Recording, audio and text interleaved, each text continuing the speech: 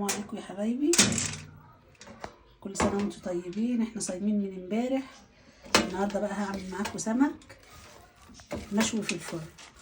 غسلت السمك البوري اهوت ودعكته بالليمون، والبولتي ودعكته بالليمون وغسلاه وخليها زي الفل.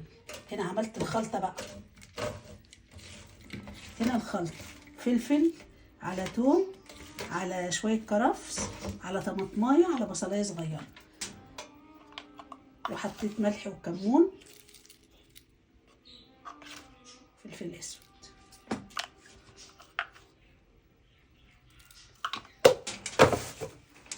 مع بعضيها كده.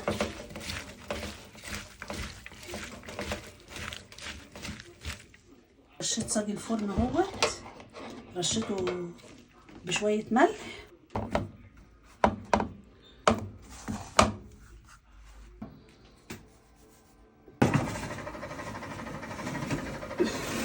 اهو يا حبيبي. حطيته على اعلى حاجه في الفرن تحت الشمس.